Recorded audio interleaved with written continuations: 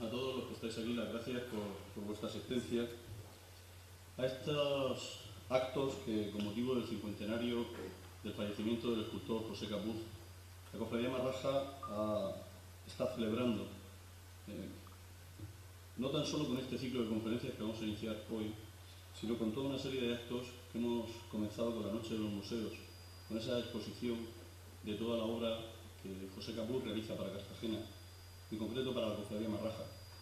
De la misma manera, celebramos 2 conciertos esa misma noche y queremos finalizarlo con estas 3 conferencias, de la cual hoy vamos a iniciar con la presencia de Enrique Barcala, oriolano de nacimiento.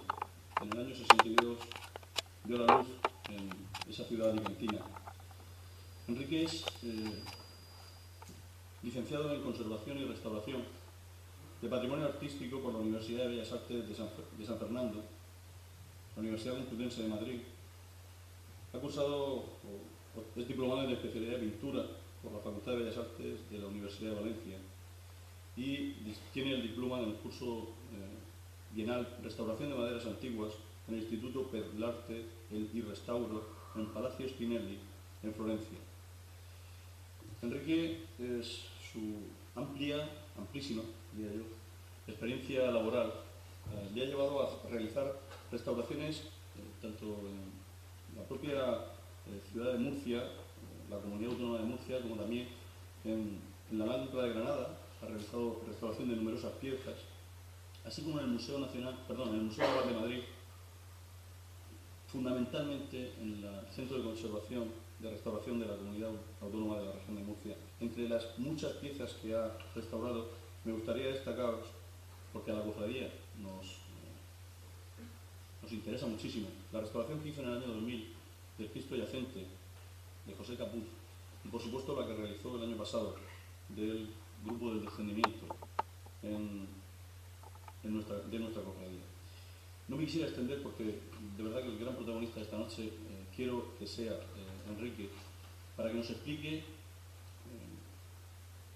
aquellos aspectos que fundamentalmente en la historia del arte siempre nos centramos en aquellos aspectos históricos, de datos, fechas, y muy pocas veces damos cabida al aspecto técnico de cómo el escultor afronta la obra y con qué técnica lo realiza. Para ello, cuando hablé con Enrique y le pedí que nos diera una conferencia, llegamos rápidamente a un acuerdo tácito en el que no íbamos a entrar en aspectos excesivamente técnicos, excesivamente científicos de la restauración, pero sí lo suficientemente divulgativos para acercarnos ese campo apasionante que resulta el aspecto técnico que los escultores desarrollan a la hora de afrontar la obra. Y sin más, con todos ustedes, Enrique, muchas gracias.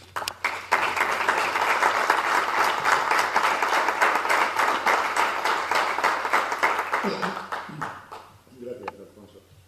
Efectivamente, no se trata de una clase de la facultad, ni de una clase de química, ni de dar proporciones de solubilidad de barnices, ni de eso. Se trata de echar una mirada por encima en la medida que yo pueda colaborar en la obra de Capuz, su técnica, su manera de policromar y al fin y al cabo su factura de sus maravillosas obras que he tenido la gran suerte de tocar. Para hablar de Capuz, en cuanto a conservación y restauración, hay que hablar siempre de la pátina. Es imprescindible, puesto que él era un maestro en este tipo de policromías. Es una pátina, es un color, bueno, según el diccionario, es un tono que lo tenemos en el diccionario de la Real Academia, tono sentado y suave que da el tiempo a pinturas y objetos antiguos. En este caso tenemos esa sección del diccionario, que es una de las acepciones que tiene la pátina, más la pátina que el mismo don José Capuz da para terminar sus obras.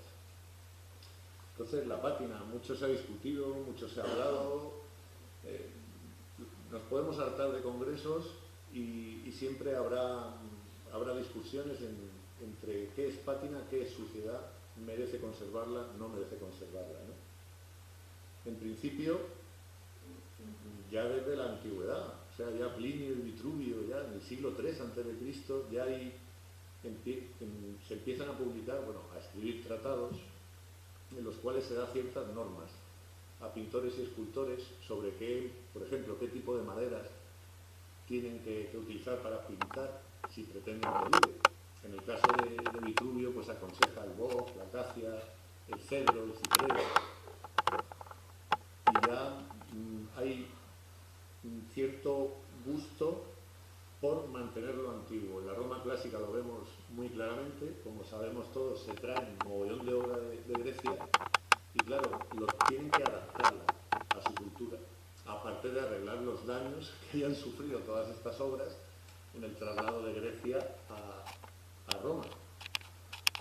Claro que los romanos son prácticos y son para adaptar y reparar, ¿no? El término conservación en sí sencillamente no existe. Tienen una anécdota muy graciosa a los romanos de este practicismo que impregna toda su cultura, que es cabezas de emperadores desmontables.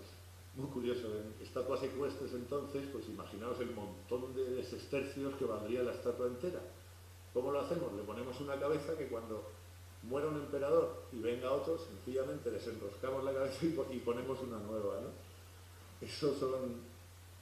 Bueno, y caso, ya el Senado ya hace un edicto en 1162 para proteger con carácter eterno la columna trajana, por ejemplo. O sea que en la antigüedad ya tenemos cosas relacionadas con la conservación de patrimonio.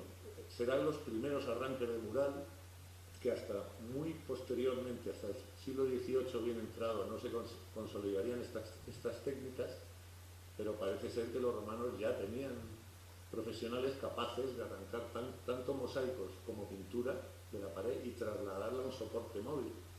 O sea que la cosa viene de bastante antiguo. Luego ya en la época oscura de la Edad Media, pues tenemos tratantes, tratados, quiero decir, como Chenino Chenini, fin del XIV, o aquí en España San Isidoro de Sevilla, que dan ya son recetarios, son más bien, no entra en absoluto en hasta dónde hay que intervenir una obra, o simplemente hablan de qué productos son los mejores, de qué resinas van a amarillar menos, qué colores nos van a durar más, avisan que el azul es menos estable que otros colores.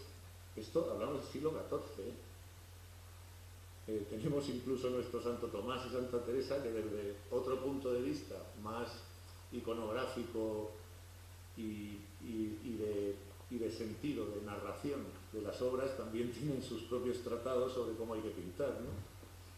Pero bueno, en la Edad Media viene el movimiento iconoclasta y, como sabéis, arde arte. Me voy a quitar la chaqueta que tengo calor.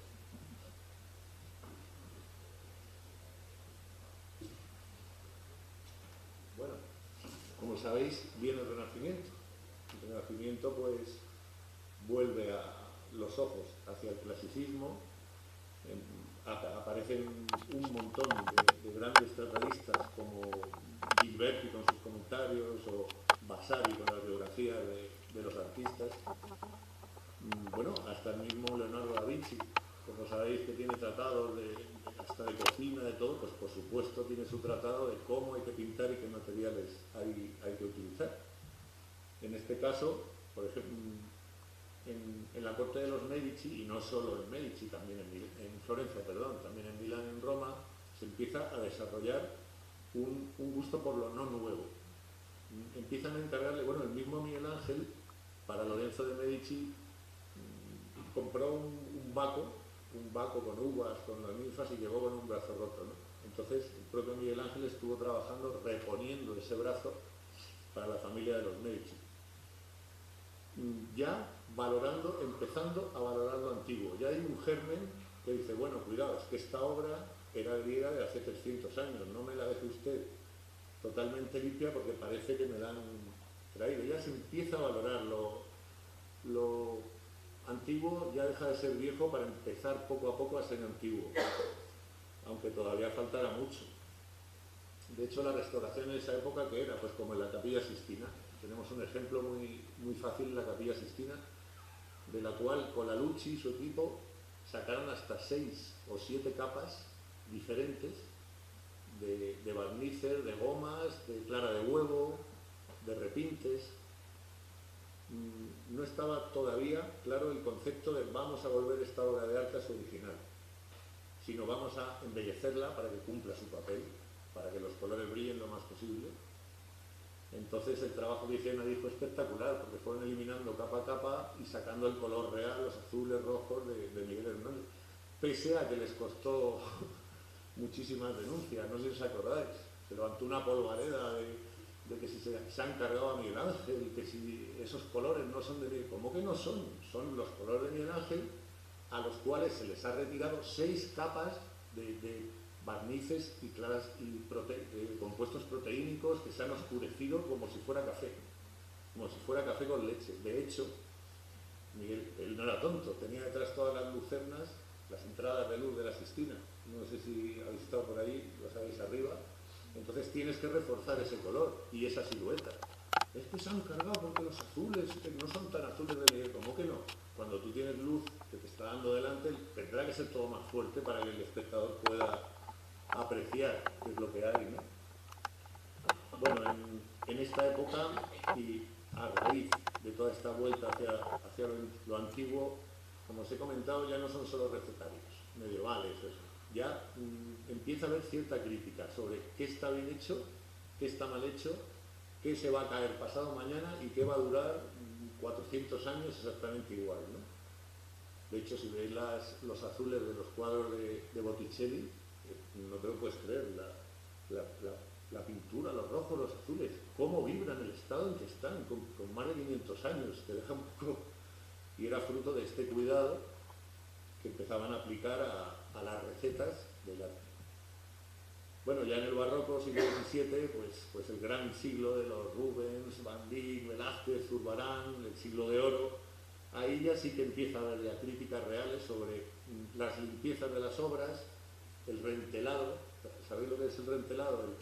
Un cuadro viejo que está roto se encola a una tela nueva, pero envejecida, estirada, para que aguante otros X años sin perder la pintura.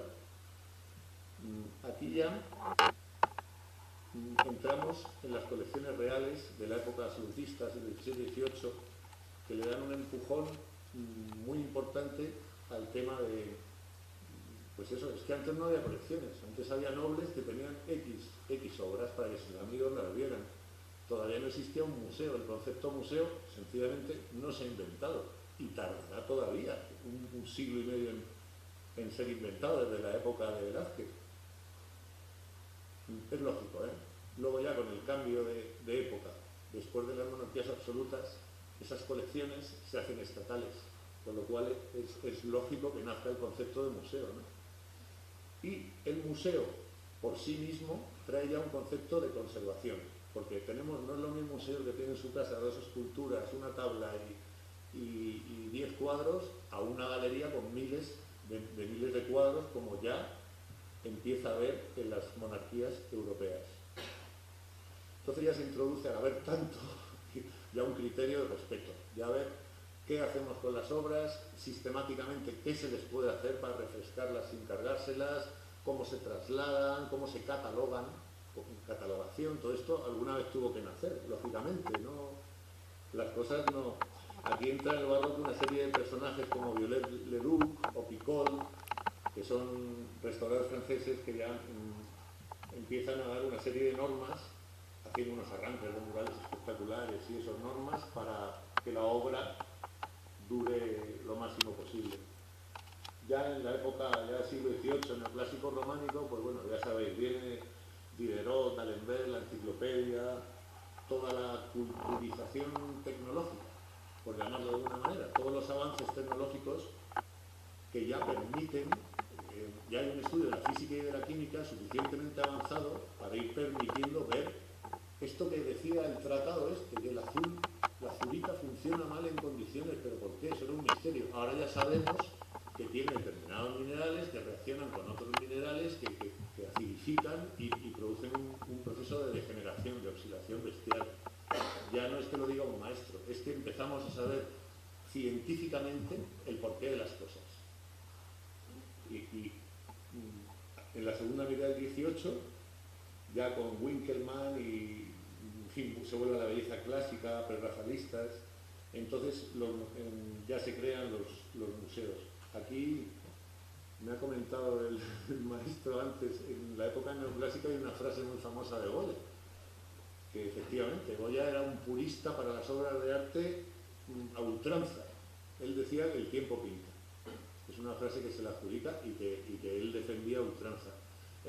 Para él no se debe tocar ningún tipo de obra de arte, porque esos oscurecimientos de barnices y de pigmentos son los que van a darle valor y nobleza a la obra. Evidentemente hay otros casos, hace tiempo os enseño una foto de una virgen que dice quemada, y tenía 2 policromías, la de fuera quemada. Ahí no es ya que el tiempo pinte, señor mío, es que se ha quemado. Entonces debajo tenemos que intentar recuperar lo que sea, ¿no? Es como levantar repintes. Ahí, cuando hay una pintura encima de otra, ya no es solo el grosor del barniz y de la suciedad ambiental, sino que es una pintura dura, a menudo más dura que la que hay debajo original, que es un problema muy normal que tenemos los restauradores, que es un follón. Porque si es al revés, si la capa de abajo es dura y la de arriba más blanda, pues vale, pero si es la de fuera más dura, hay que andar con mucho cuidadito, piel de plomo, para no llevarse el original que hay debajo. Bueno, ya nos hemos comentado los grandes museos. En París ya está montado el Museo Universal Napoleónico, en Londres la National Gallery, en Roma el centro, el ICR, aunque luego ya los organismos internacionales, para entendernos, son todos del siglo XX. La UNESCO, el ICR de Roma, el ICRBC de Madrid, el Instituto de Conservación y Restauración de Bienes Culturales, son todos de mitad del siglo XX. Y como se contó al principio, el primer laboratorio fue en 1888, a final del 19. O sea, fijaos que esto, en realidad, la restauración es algo que ha nacido ayer por la tarde, como técnica científica, ¿ya? No como el manitas que va a arreglar la escultura o el cuadro y tal, sino como técnica científica sistematizada y respetuosa con la obra de arte, basándose en unas analíticas previas. Claro, yo siempre pongo la comparación, una obra de arte, un cuadro, una escultura, cualquier obra de arte, es como un paciente que lo primero que le dice el médico que es: hágase usted unos análisis, hágase una radiografía, y en función de los resultados de la analítica establecemos un diagnóstico y un tratamiento. Pues en realidad la obra es así de sencillo. Primero tienes que recabar toda la información posible sobre la obra y su autor, y luego, apoyándote en las pruebas técnicas y de laboratorio, establecer un tratamiento para parar las causas que estén degradando, ya sean xilófagos, carcoma, hongos, humedades, grietas, fisuras, cualquier cosa que esté afectando a la obra, para pararla y en la medida que decidamos devolverle su prestancia original. Lo de hasta qué punto se deja bonito o no, eso depende de las escuelas. Nosotros estamos en la escuela mediterránea, que se supone que somos más puristas que la escuela sajona, por no hablar de la escuela oriental. Tanto ingleses como en Oriente se limpia, las obras de arte se limpian hasta que queda totalmente ni un solo resto de barnices ni de suciedades. Aquí, y yo estoy más orgulloso, estamos más cerca del polo italiano, en cuanto a que se mete muchísimo más respeto.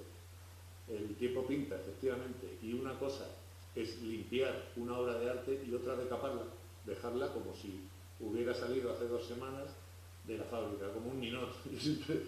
Hay veces que yo veo obras restauradas y digo, ostras, como los ninot de Valencia, igual, todo brillante, toda la pintura nueva, pues le han hecho un flaco favor, porque esa escultura es barroca y tiene 350 años. No la han hecho en Valencia el otro día. En fin, es poco a poco. El tiempo va pasando, los restauradores nos vamos formando y vamos formando a otros restauradores para que tengan muy en cuenta esto. ¿Qué pasa? Pues el practicismo. evidente, es mucho más rápido limpiar iba a decir a lo bestia, quiero decir, a lo rápido, algo que ir adelgazando. Ir adelgazando una suciedad sin quitarla. Evidente te va a llevar más horas y más ojos. Y te vas a dejar un poco más de ojos, pero evidentemente los resultados valen la pena.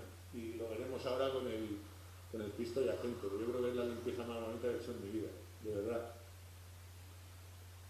Seco Suardo, un cronista italiano a final del siglo XIX, decía, es que es fuerte este tío, decía, si preguntas a la historia, si consultamos a los hombres del arte, si examinamos aquellas obras que todavía permanecen, se deberá absolutamente confesar que no ha sido el tiempo, ni las guerras, ni los incendios, ni los iconoclastas, aquellos que destruyeron el mayor número de pinturas, sino la ignorante presunción de quien pretende limpiarlas. Seco Suardo no tenía pelos en la lengua. Claro que en 1885 pues lo mismo te metían sosa cáustica, que elegía con amoníaco con ácidos, claro, utilizaban pues, lo que podían, con un conocimiento todavía no muy avanzado de la química. Hoy día no tiene nada que ver. Hoy día ya estamos con unos productos muy específicos. Hacemos una serie de pruebas con una serie de productos químicos para determinar que ese tipo de barniz, ese tipo de goma, de suciedad, de aceite, lo que sea, que necesitamos exactamente para remover eso sin hacerle daño a lo demás. Y a la vez que sea menos tóxico para nosotros, porque los restauradores respiramos todo eso. Cuando desinfectas una escultura, te pones la máscara, pero la permetrina se evapora, en fin, hay que tener cuidado. Estos sistemas van siempre gelificados. Los principios activos van siempre envueltos en algún tipo de matriz, ya sea cerosa o de carboximetil, celulosas, con el fin de que actúe en el sitio exacto donde tú quieres que actúe y que no evapore tanto. Dice, pues protegeros ya, pero aunque te pongas la máscara, aunque tengas al lado la chupona, el tubo que le llamamos la chupona, el extractor, y eso pues siempre, quieras que no, son muchas horas al día y evapora muchísimo. La pátina, es que no hay poco más que decir, quería un poco comentar por encima el por qué es tan importante la pátina. Hemos tardado siglos en darnos cuenta, aunque había algún visionario como los Medici, como esto que ya, pero hasta hace poco restaurar es readaptar. Todavía hay gente que no entiende y dice, oye, ¿por qué has dejado ese brazo sin poner? Tú le explicas, señor o señora, mire usted, es que no tengo ninguna foto. Yo no sé si estaba lanzando una lanza con una espada así o con un... es que así no queda bien, deberías de ponerlo, pero ¿con qué derecho el restaurador se inventa? Venga, pues me voy a inventar que tiene una lanza o que tiene una espada. Eso tiene un nombre y se llama falsificación, falso histórico. Entonces ahí estamos los restauradores siempre en una línea que necesitamos documentarnos todo lo posible para tomar las decisiones. ¿Se repinta esto? ¿Se le pone la espada o no? No es tan fácil, ¿vale? La responsabilidad es buena. A menudo contamos con comisiones, como aquí los estupendos marrajos. Yo me acuerdo cuando el yacente, que me venía al grupo de los marrajos todos los meses, me venís a ver un poco cómo iba la cosa y qué se estaba haciendo. Y la pátina se compone, pues eso, de la descomposición de barnices, nitratos, sulfato cálcico de obras, siempre hay obras, y depósitos atmosféricos. De sustancias calcáreas, pues vienen sales de calcio, pueden producir bacterias, partículas carbónicas de combustión, eso también es impepinable, siempre hay velas o incendios antiguos, siempre. En un análisis microscópico o analítico de una pátina siempre encontraremos humo, ya sea de velas o de incendios o de guerras, y por último los ácidos grasos de contacto humano, que si hay tiempo también os enseño una foto de qué es lo que pasa, aunque ya lo habéis visto todos, evidentemente, qué es lo que pasa con los besapiés, qué es lo que ocurre con las policromías. Entonces, pues vamos a poner, no os aburro más con este pequeño repaso de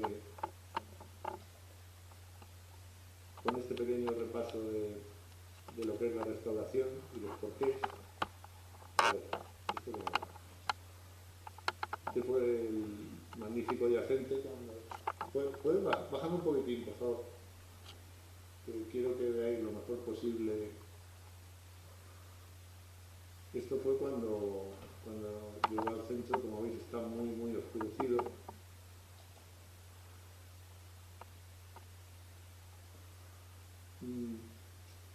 Entonces, después de lo que os comenté antes, ya tengo radiografía, las pruebas iniciales. Estructuralmente ya sé que no le pasa nada, no tiene cartón. Lo primero miramos que una obra no se caiga. Vale, vamos dentro, por abajo, nos metemos, linternas, fotos para ver cómo está la estructura. Una vez vista, pasamos directamente a hacer las pruebas de limpieza. En este caso, como era... ahí, se me va para atrás.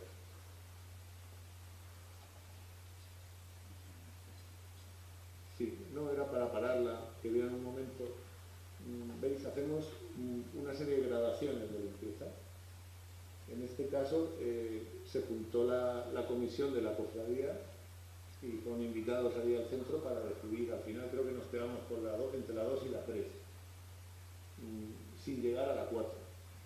La idea era esa, de conservar pátina.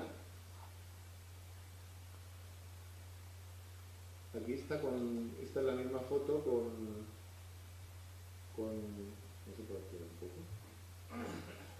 Si es que estoy acostumbrado sí, a la presentación, ¿no? Como veis con el ultravioleta se aprecia muy bien pues qué es lo que queda. El 1 está apenas tocado, el 2 va aclarándose, el 3 queda pátina pero ya está bastante limpio y el 4 está ya prácticamente limpio del todo. En esta mano tenía un pelado en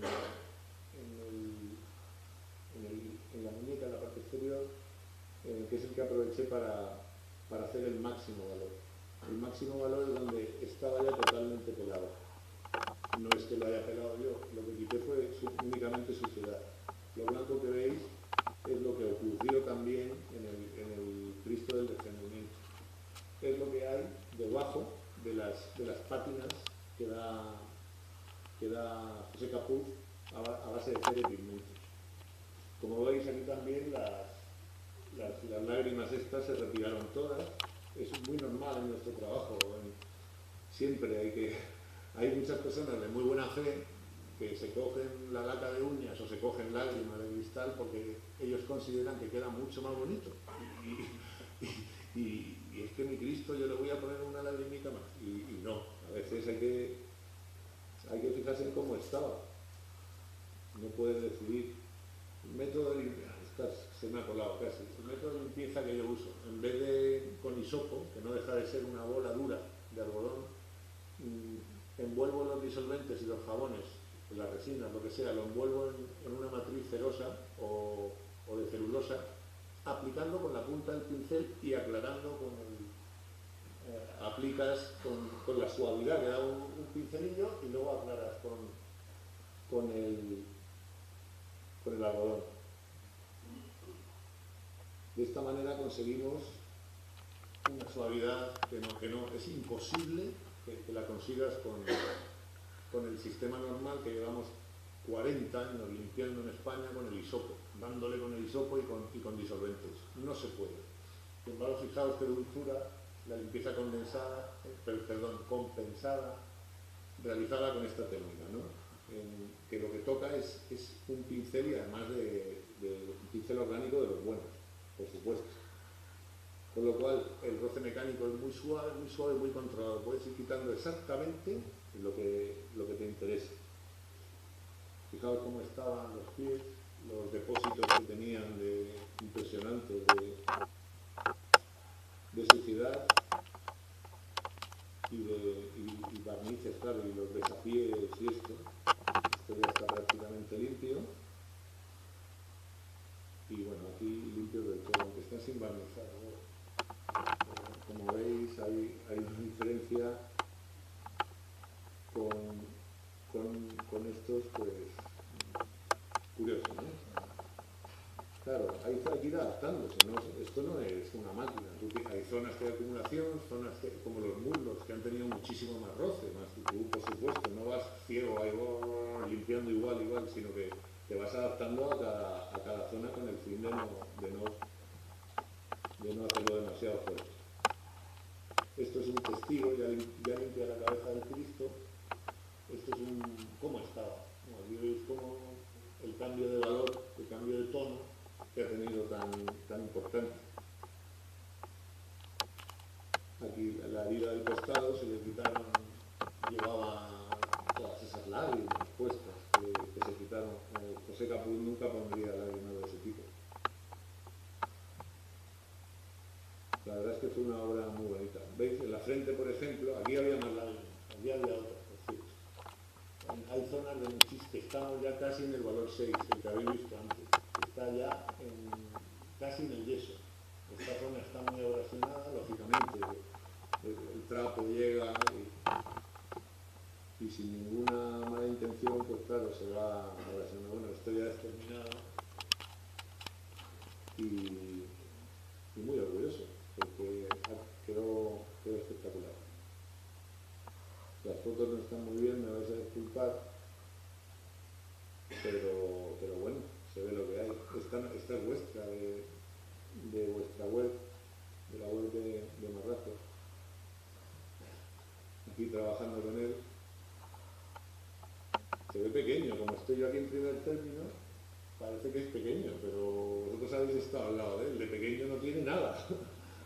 Es la perspectiva que da así. Estas las hice el otro día, cuando lo bajaron para procesionar. Y me dio mucho gusto ver cómo está. Esta es de ahora, ¿eh? Este es del año 2014. Y ¿qué queréis que os diga? Para un restaurador, ver que han pasado 13 años o 12 y que la obra tenía una pequeña línea que no le costaba nada, que está perfecta, pues oye, una obra que procesiona, que no es que esté en un museo como la Piedad de Miguel Ángel, ahí detrás de una vitrina blindada, sino que esta procesiona y trabaja, como me gusta decir a mí, es de las que trabaja. Esto fui con José Abed a Cieza, porque teníamos problema con el descendimiento.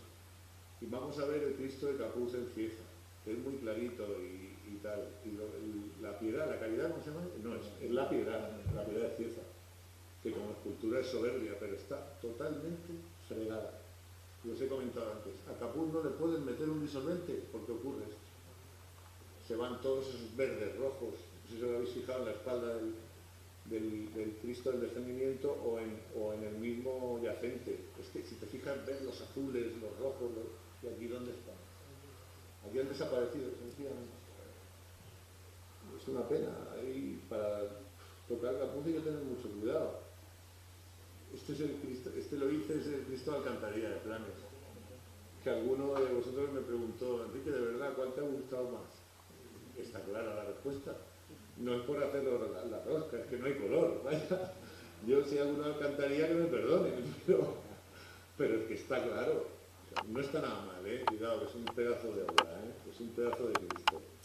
Pero bueno, la elegancia que tiene el vuestro no la tiene este, para nada. A ver. Ya luego, pues vino el descendimiento. Esta lo habéis visto de sobra, es que no es normal, esto fue increíble porque qué gozada poder tener, esto nunca pasa, ¿verdad?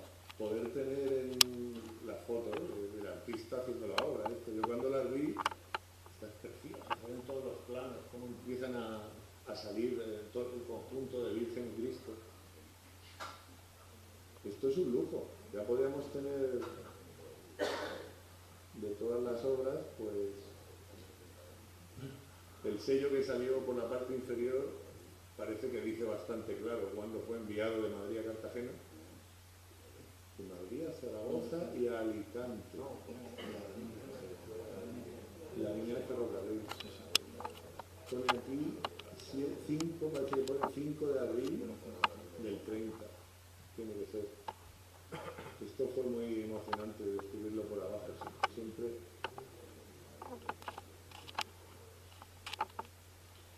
vais a disculpar las fotos, pues esto es en la nave, en el almacén de la cofradía, que ya a simple vista, ya la primera visita ya se veían los repintes. Cuando lo miramos con luz ultravioleta ya fue evidente.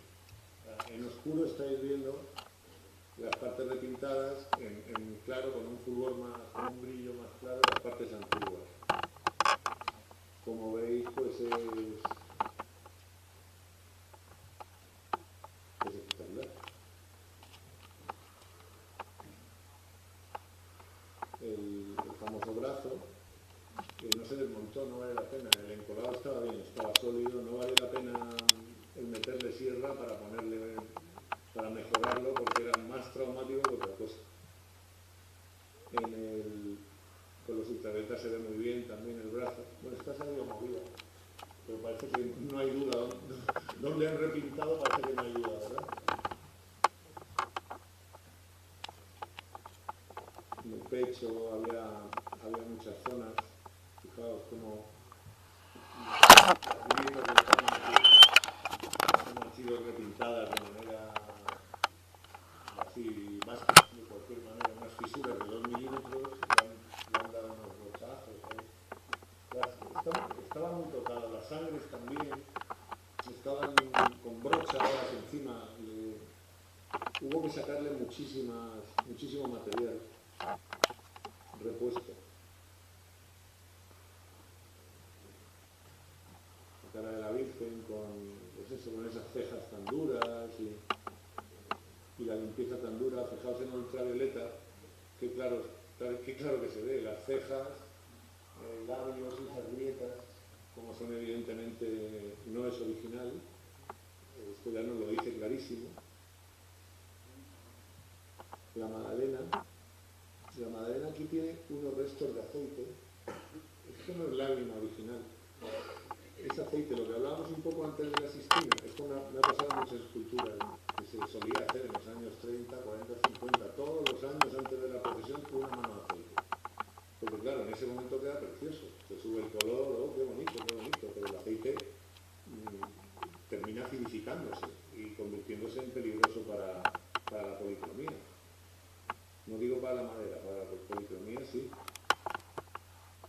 Aquí en la ultravioleta se ve clarísimamente dónde han metido mano y dónde no, pero que hay veces que no parece, ¿verdad? Porque en esta mejilla, a que no lo parece, en esta zona se intuye un poquitín, pero nadie diría, no, toda la nariz y toda la mejilla está reintegrada, ¿verdad? No, sin embargo, nada más ver el uva y dices, ostras, fíjate lo que le han metido ahí. El ultravioleta nos ayuda mucho a los restauradores. Aquí se ve la textura de la madera, los anillos de la madera.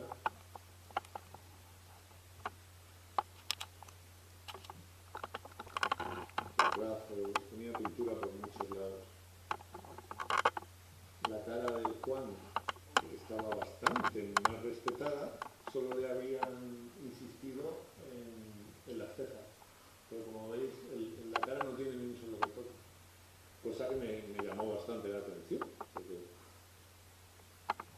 aquí aparentemente en esta mano tampoco se veía nada y al ponerle luz,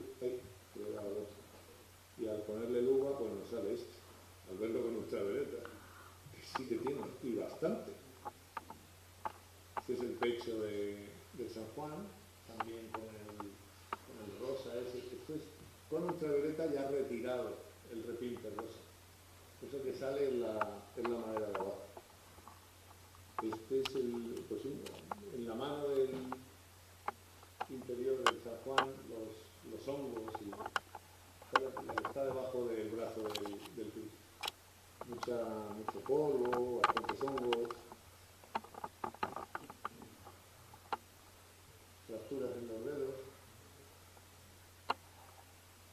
Ahora han quedado ya invisibles. Los pies por detrás, como fue intervenida sin desmontar la cruz.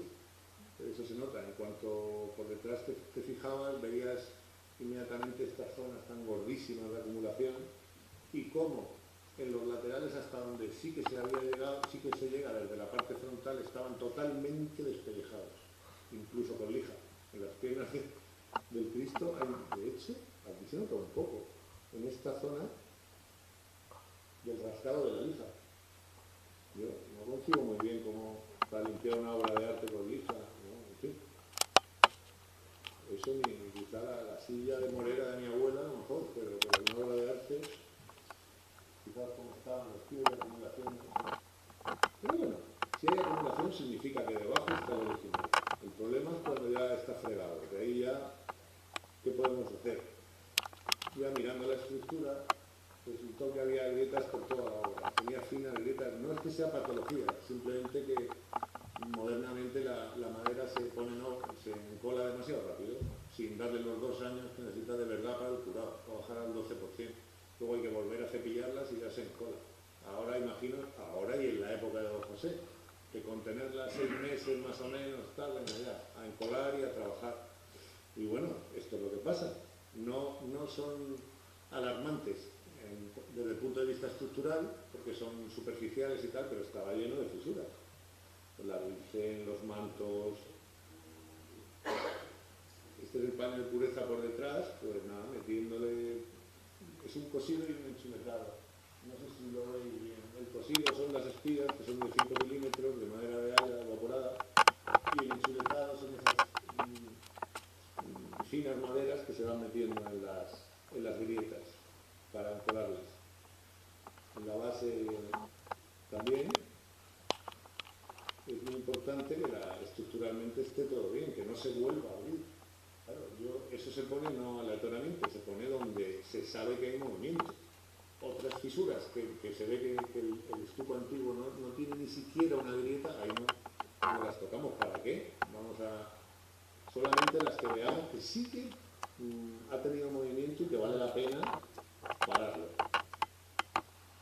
Guías insertando en la cruz y el niño está en la parte de arriba de la cruz, que tiene unos golpes y los rizos del querubín, insertándole madera, la cabeza del San Juan, y se ve claramente, ¿no? Las chapitas de madera en la grieta, las chapitas de madera en la grieta, y luego cosido, con 3 espigas, eso no se vamos a volver a mover en la vida, de verdad, espero, por lo menos no es la mía.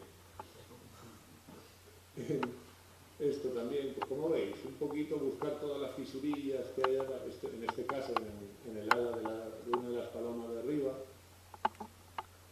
y también el zócalo le metimos, al final parece que no, parece que se iba a encargar uno nuevo, no sé qué, pero sí que empecé la misma técnica, solo que un poco más a oeste.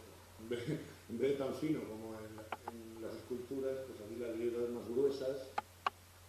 Al final creo que le van a poner otro, no lo sé.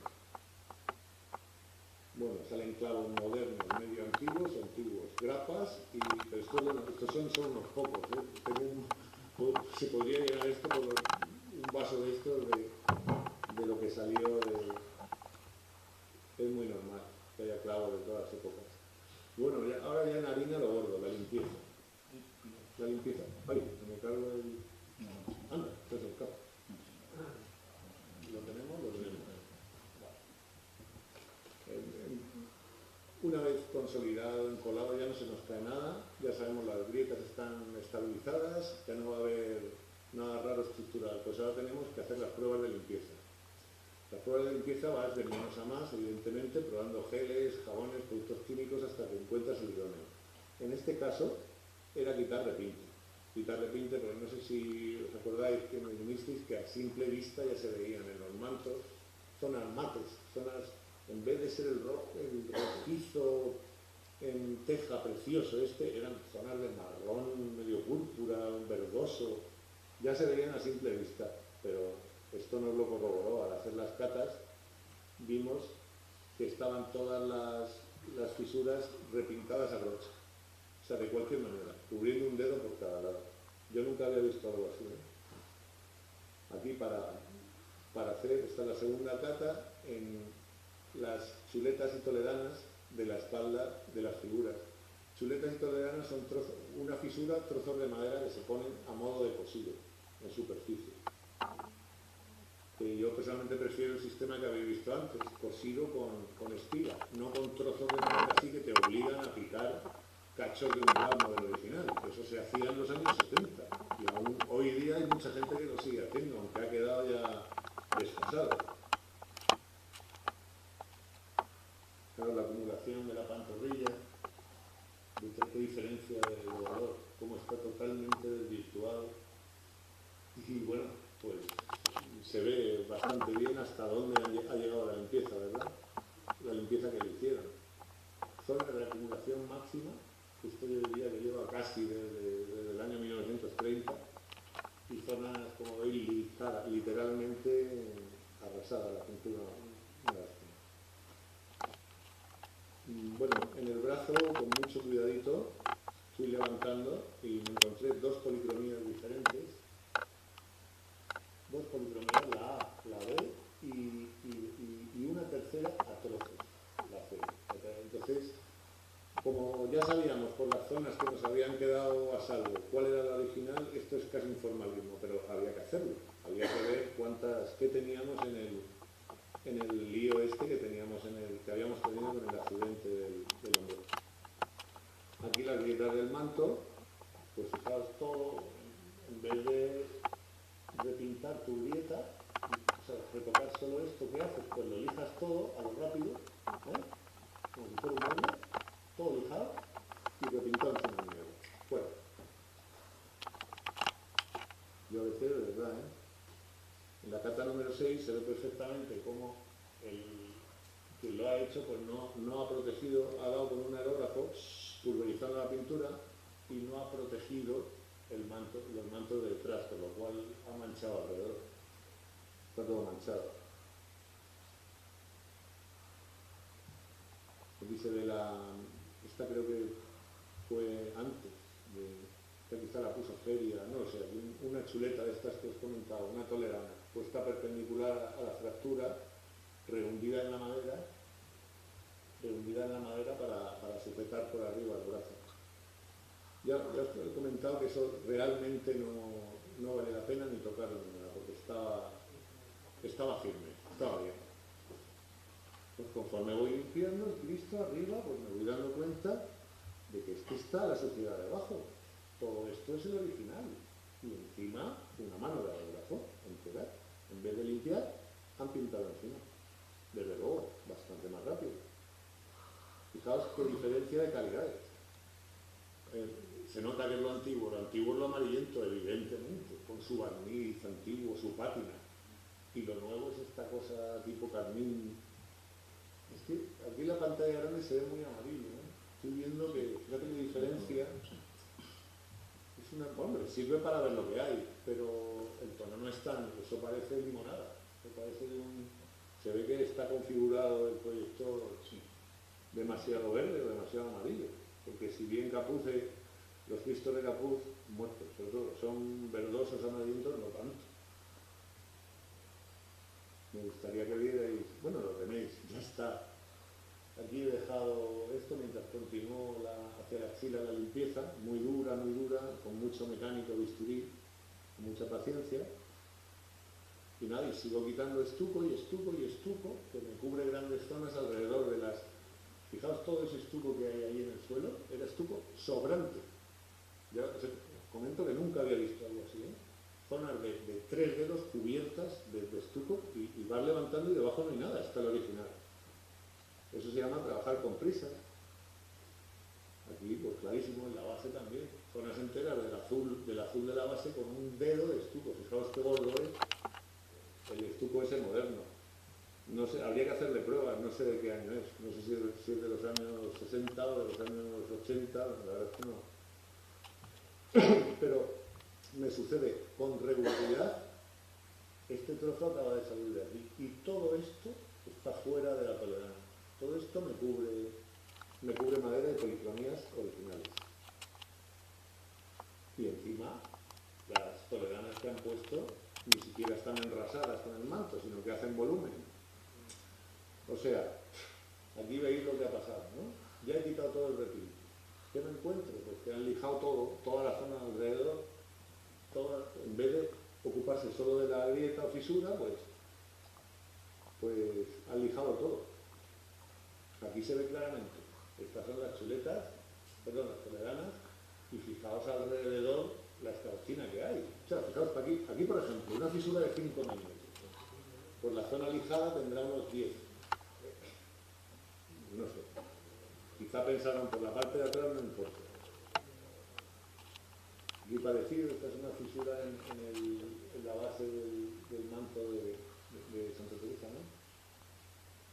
Y bueno, y luego es solo después de quitar todo esto, pues resulta que la fisura es mucho más pequeña. Bueno, la media limpieza del paño de pureza. La linterna de la madera, yo uso una receta muy sencilla de cera con vinagre y aceite. El aceite de linaza calentito, entonces lo das con una brocha fuerte, y luego con una lana de acero muy fina, de manera que te permite limpiar sin quitar la pátina. Un truquito la aprendí en Italia. Que se puede limpiar la madera sin dejarla lijada. Que mucha gente, es que este concepto que estoy insistiendo desde el principio, muchísima gente sencillamente no lo concibe. Limpiar es limpiar y quitar todo lo que hay hasta que quede prístino y precioso. O no, depende. Tienes entre las manos una obra de arte, no una cocina o un coche, no sé. Le estás haciendo un muy flaco favor si insistes tanto en la limpieza. Como veis aquí las huellas de la lija, es que esto tenía que poneroslo para que lo vierais. Fijaos, esto es en el brazo del Cristo que cae. Yo no puedo entender cómo.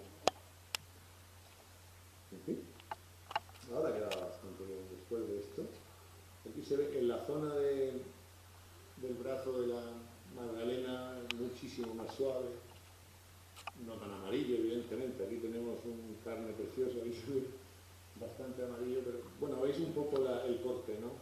Es una limpieza mucho más sutil al ser una zona tan expuesta. Y bueno, pues ya cosas, gotas de cera. ¿Cómo han llegado a la nube de arriba gotas de cera? Pues cosas que pasan en los pasos en la nube de arriba. Esto es chocante, ¿no? Imagino que estaría desmontada o se caería alguna vela, algún candelabro, pero tenía un montón de cera arriba, a 3 metros del paso. Eso, qué curioso, ¿no? Dices, madre mía. Esa vela cayó de un roce en el brazo de San Juan, motivado por la cruz. Nada, ya es la parte final, estucado. Ahora sí, ahora se estuca justo lo que necesita. Cada falta de policromía, no con una llana, como un albañil, como parecía haber sido hecho antes. Parecía haber hecho un albañil más que un restaurador. Esta creo que se ha repetido, ¿verdad? Sí. Bueno, esto ya antes de poner el oro, pues claro, encima de la madera va yeso, encima del yeso va bol. Bol es una arcilla especial que coge el oro, que lo pega. Y bueno, quedó así de bonito. También envejecido, claro, camponeado, envejecido un poquito con lana de acero porque el oro nuevo es como una chocolatina. Claro, lo tienes que envejecer, si no se va a la vista. Se va a la vista el oro nuevo y para la reintegración le dimos muchas vueltas. Conté con la ayuda de Javier Inglés y de Pedro, este hombre que me trajo el libro gordo de fotos, en los cuales vimos cómo se había pasado con la sangre, cómo se habían pasado con la sangre. Por ejemplo, aquí se ve bastante bien, en la zona de rodillas, ¿dónde están los chorretos que le llegan al tobillo? No están. Lo mismo que otro chorro que en la actualidad le salía del paño de pureza por el muslo hasta casi la rodilla. Alguien los añadió sin mirar ni siquiera, esto ya es limpio. A ver. Es que en estas fotos se ve clarísimo. Fijaos en esta. Se ve clarísimo, ¿verdad? La poca sangre que lleva. De hecho, por este lado apenas se ve. La que tiene en las rodillas está por dentro. Por este lado, aquí, por este lado izquierdo, fijaos que ni se ve, ¿entiendes? Lo mismo que el artazo. El artazo tiene huecos en vez de un rojo entero. Al quitarlo, ganó muchísimo. Desde luego, al después de comparar y mirar muchas fotos, que si esta tiene un reflejo, que si esta no se ve bien, ya llegamos a la seguridad de que había que quitarle muchísimo, la mayoría de la sangre, de hecho. Queda así, con estos huecos, que no estaban al principio, no sé si os acordáis, todo esto es un manchón rojo, pero esto es tal como lo concedió José Capuzo. Ahí lo hemos devuelto al sitio.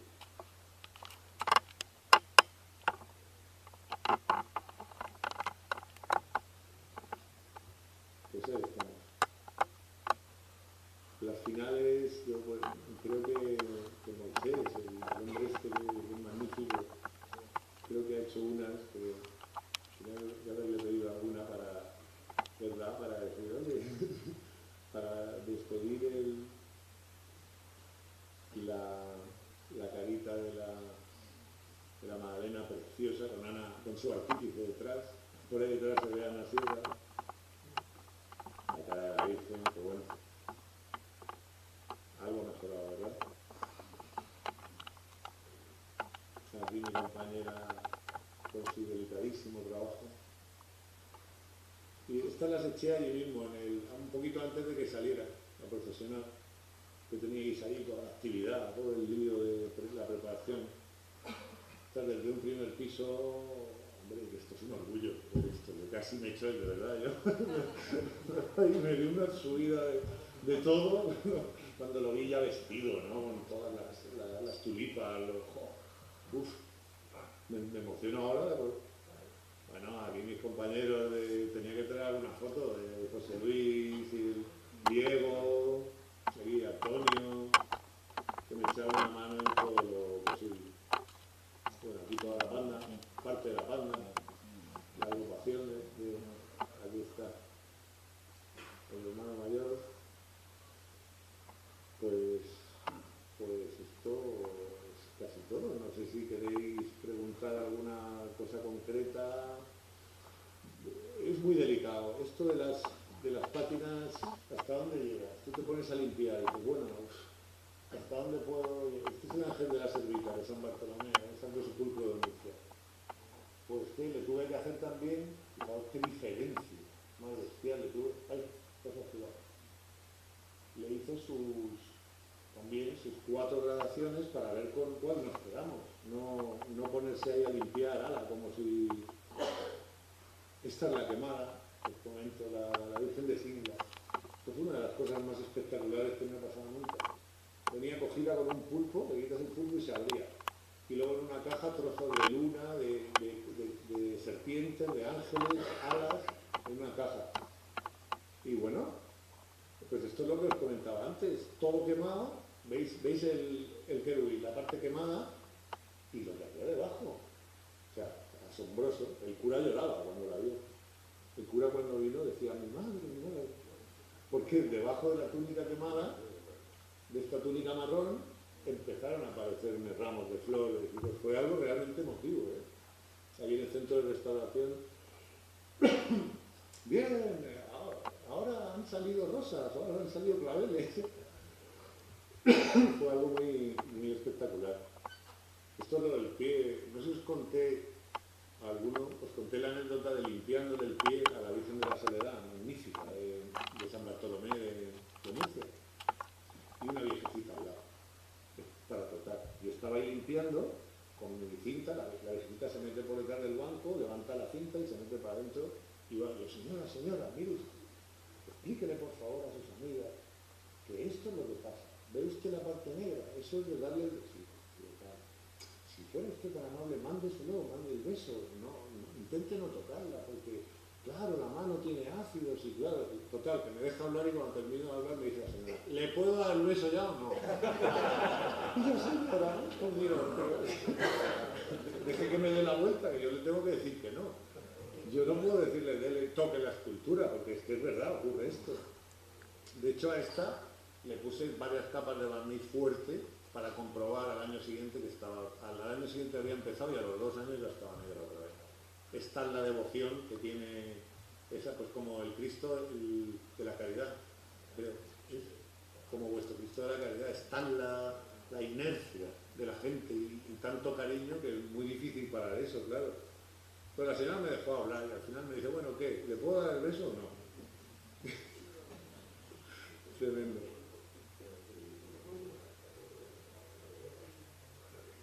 Nada, las comparativas no me gustan porque son con la luz de allí, pero bueno, por ejemplo, aquí sí que se nota algo, ¿no? Aquí se nota algo. Aquí se va, es que el neón, aquí las fotos las hice sin iluminar y con luces de neón de cocina, pues no se puede. Fijaos cómo estaba, arbitrariamente, alguien había decidido que quedaba mucho mejor con más sangre. No os digo que es normal, ¿eh? Esto es la buena fe, pura buena fe de la gente, que dice así va a quedar más dramático, más bonito. En absoluto.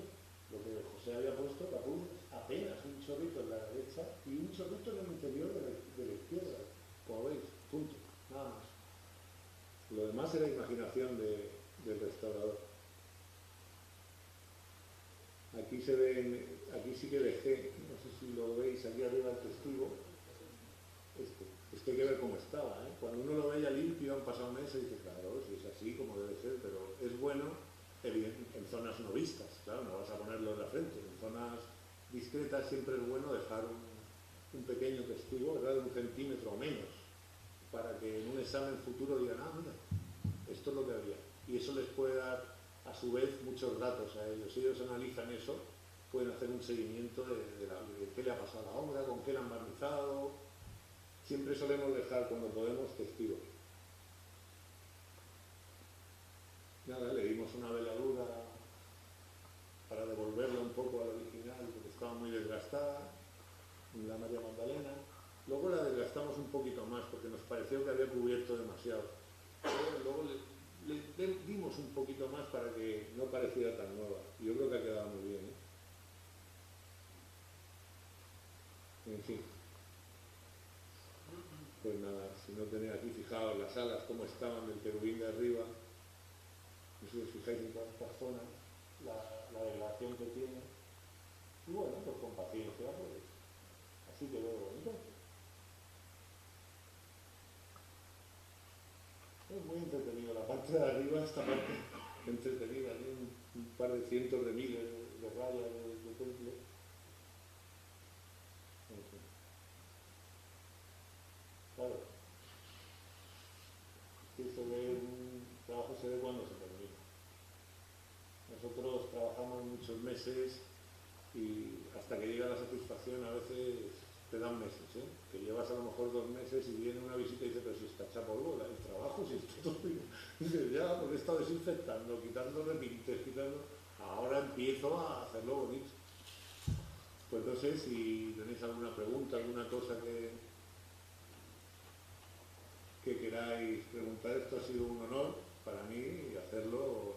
Aprendí con el yacente, apliqué todo lo que me traje de Italia y ahora el descendimiento estoy orgullosísimo. Creo que ha quedado muy bien y para muchos años. Encantado.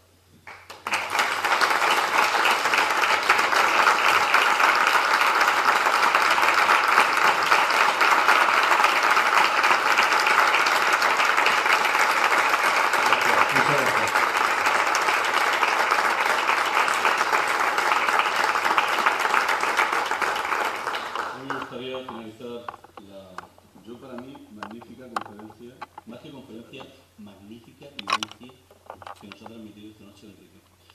La idea era que los marrajos conozcamos desde otro punto de vista, como dije al principio, el patrimonio que tenemos, cómo debemos de cuidarlo y cómo debemos de transmitir el cuidado a las generaciones futuras.